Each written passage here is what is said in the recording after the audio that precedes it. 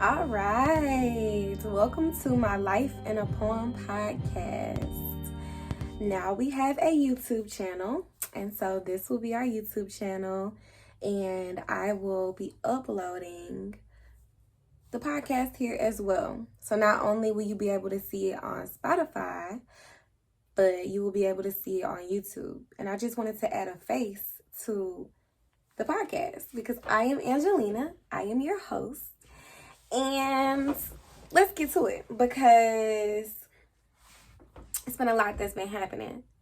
So, y'all know that I'm in graduate school.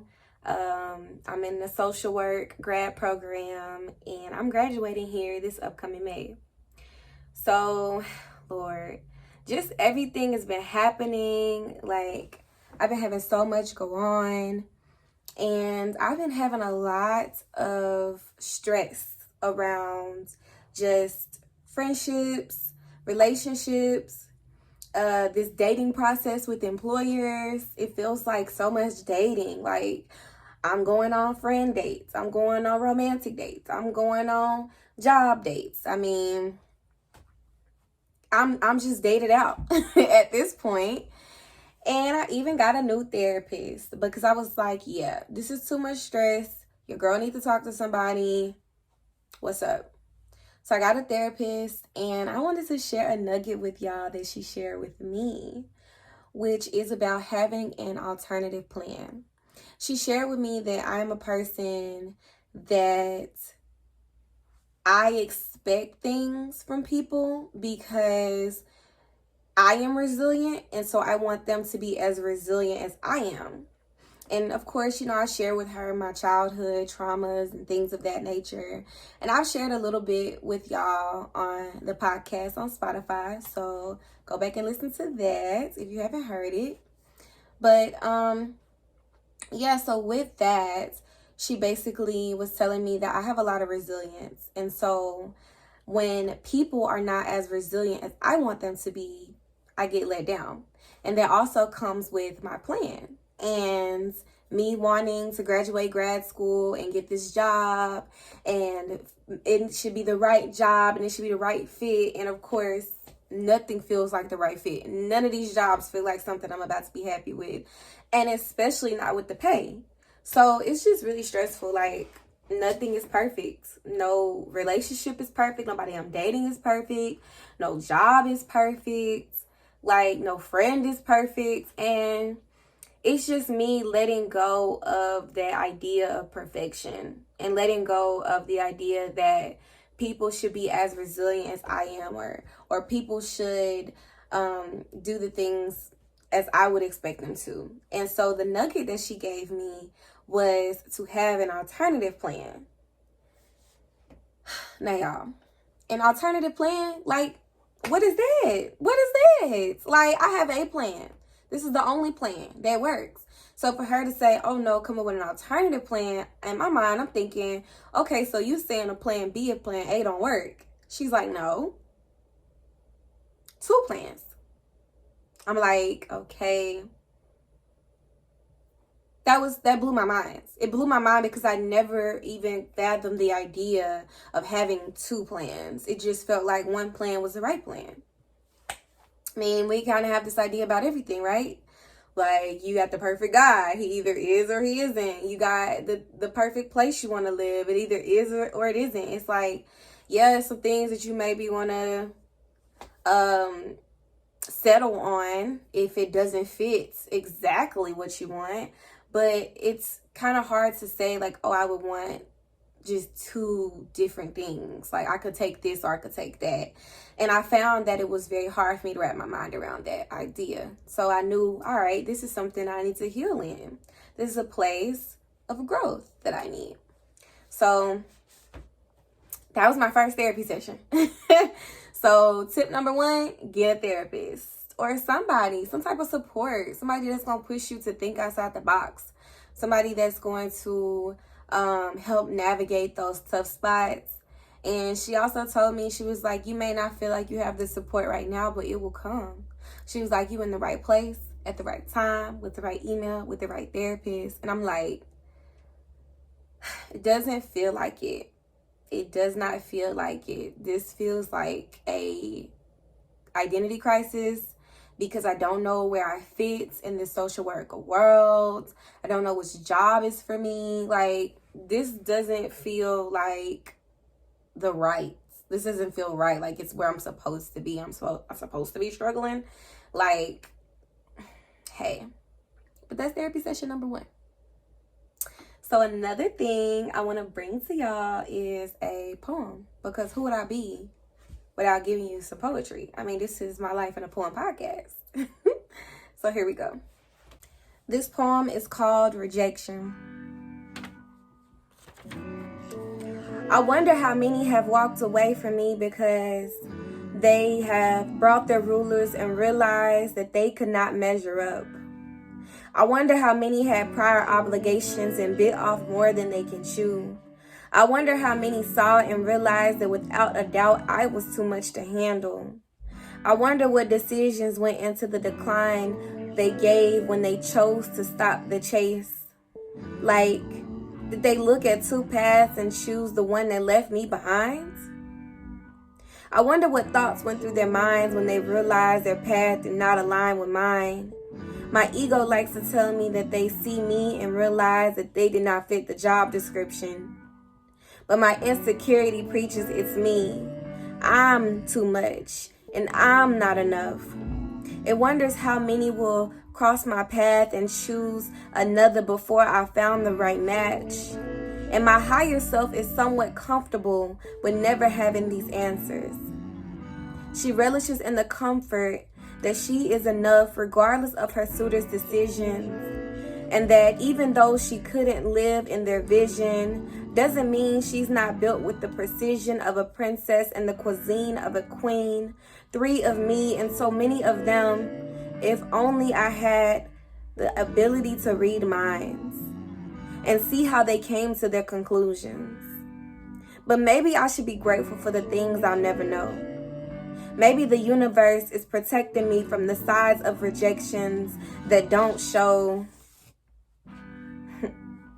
Rejection. So, man, if that does not encompass everything that I'm feeling right now, I don't know what does. I don't know what does. Because, y'all, like, okay, story time. So I was dating this guy, and I was really feeling him, but, like, I knew that it wasn't it. I knew, like, it was something in my gut telling me that, okay, this isn't the person for you. But, of course, the hope in me, the Sagittarius in me, because I'm a Capricorn, but I have a lot of Sagittarius traits in my birth chart. That Sagittarius in me was like, but what if? But what if? And it was no, like, no. So I really liked him. He checked a lot of my boxes. He was taking me out on dates, showing me a lot of beautiful attention, spending a lot of time with me, but he was very emotionally unavailable. He was very closed off. There was a lot of things he did not share with me. And I knew that that was not the type of attention that I wanted. I knew that I wanted someone that was willing to open up and build a connection with me. Because connection is cultivated by sharing, by the sharing of stories.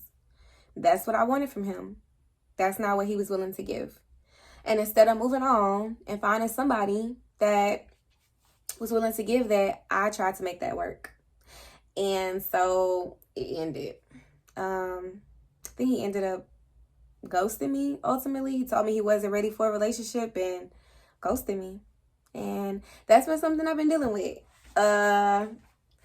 Not a fan of ghosting because it leaves people with unresolved questions.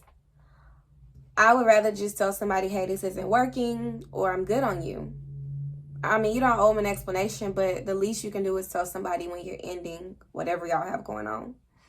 And I wasn't even afforded that. So that was something I've definitely been meditating on. I've been doing a lot of meditations on rejection and letting go. And also letting go of my plan. Because as I told y'all with my therapy session, like, I had a plan for him. He was checking all my boxes and we was doing well. I had a plan for us, but an alternative plan is we just got to know each other and we hung out and we had a lot of good times. My plan was we got married. It was just beautiful for each other. But hey, don't always work out like that. So I'm definitely getting more comfortable with alternative plans and not making one plan be better than the other. Not making one plan mean that the other plan failed. It's just a different plan. So that's a lesson that I've learned over these few weeks. Also, something that came up in that situation was my weight.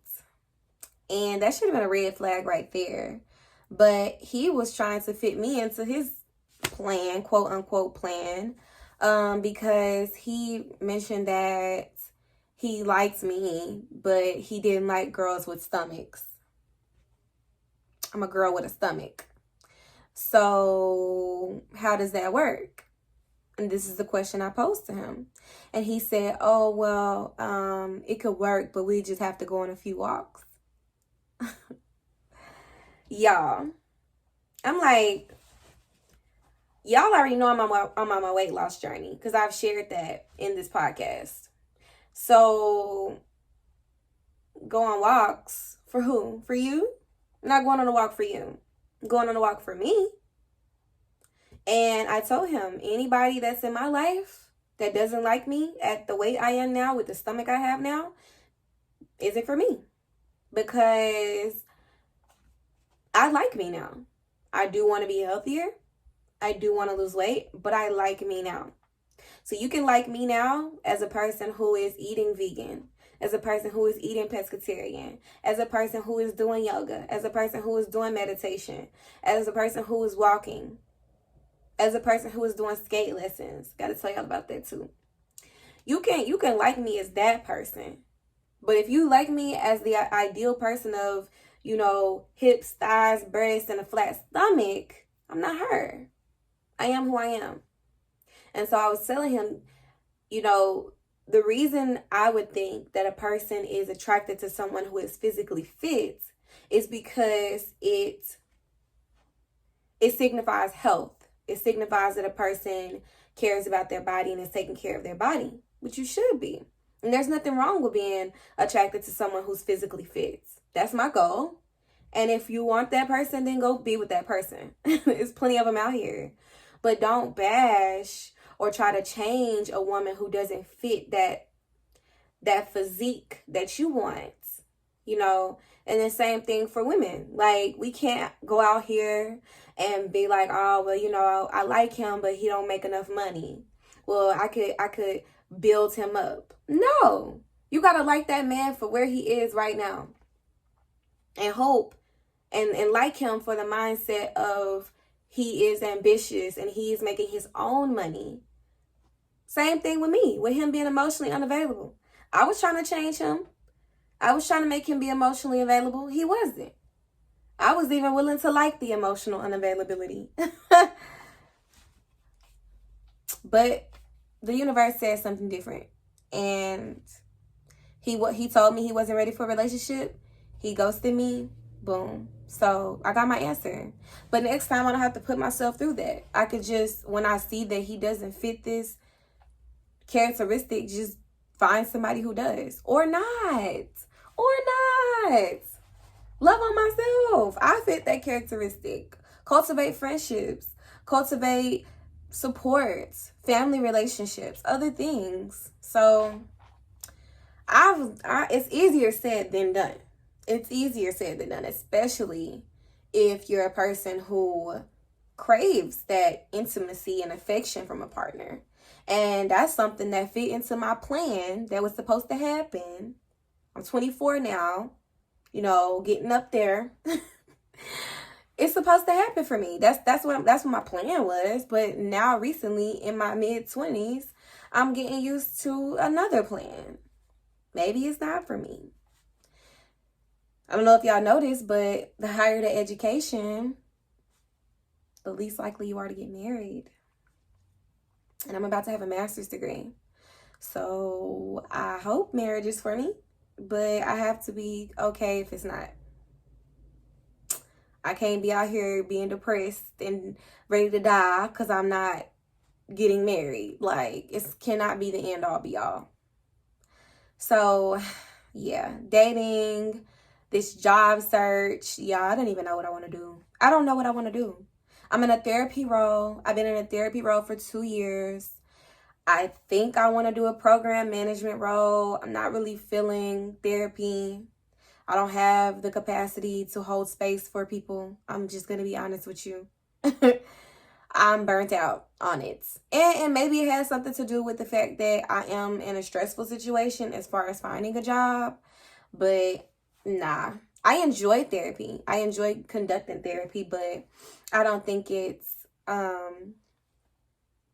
something I would want to do full time. So I'm definitely looking into more project management roles, even HR roles. So if anybody has any ideas, any fellow social workers out there, if you want to comment on the podcast episode on Spotify, or you want to comment on the podcast episode on YouTube, please do so. Please let me know. How did you feel when you were graduating? What was life like for you? So yes, this is just a combination of my life in a poem. Okay? So if you're here for it, join the family. Join my Life in a Poem podcast family on Spotify and on YouTube. We will be here for you. And I thank y'all for tuning in to another episode of my Life in a Poem podcast. Bye.